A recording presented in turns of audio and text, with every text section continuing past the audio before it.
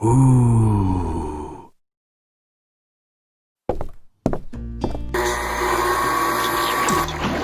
Whoopsies.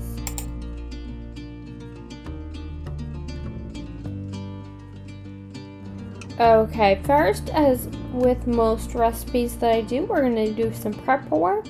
We're going to chop up all of our toppings for our caramel apples. I went with a few different toppings. You can go with all of the same topping, or you can use something different than I used, or you can go with what I used. I used some Twix, some Reese's, some pretzels, walnuts and pecans, Oreo, those little rainbow chocolate chips from the Cosmic Brownie recipe, and some coconut flakes. Like I said, you can use these toppings or any different toppings that you can think of.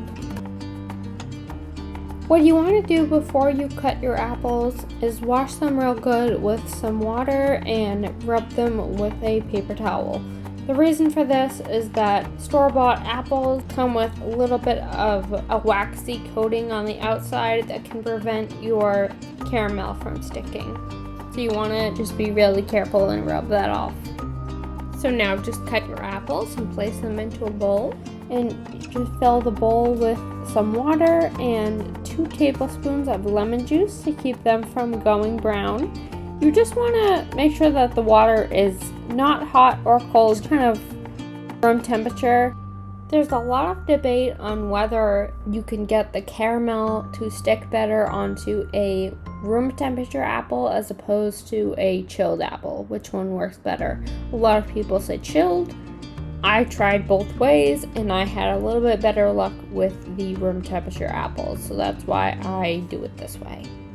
And because you don't want this to be chilled, you're just going to leave it out at room temperature until you're ready to dip your apples. Next, you're just going to cut your parchment paper to fit onto your cookie sheet, and any size cookie sheet that you would like to use for this is fine. You can even use a baking dish. Next, you're just going to melt your caramel. I used some store-bought caramel candies for this that I just melted down. I did it in 2 different ways. I tried making homemade caramel and I tried going the store-bought candy route, and there was really no difference, but this way was easier, so I went with that. So you're just going to dry off each apple before dipping, but the dipping process itself is a little bit time sensitive. If the caramel cools down too much, it's just going to slough right off of the apple and you're not going to get it coated well. So it needs to be heated up, but not too much, at about 190 degrees. Just be careful because this is obviously very hot and hot sugar is really dangerous. So just be careful. But you just want to dip these real quick.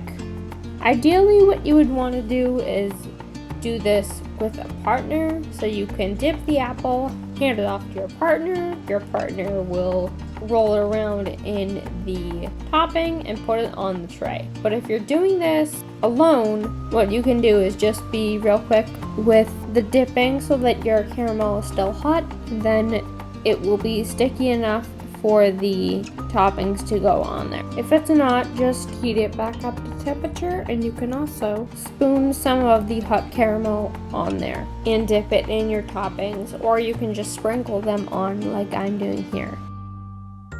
And what you can do too, if you can't get your toppings to stick, is you can kind of press them on there. Just be gentle because you don't want the caramel to slough off of the apple, but you can do that as well.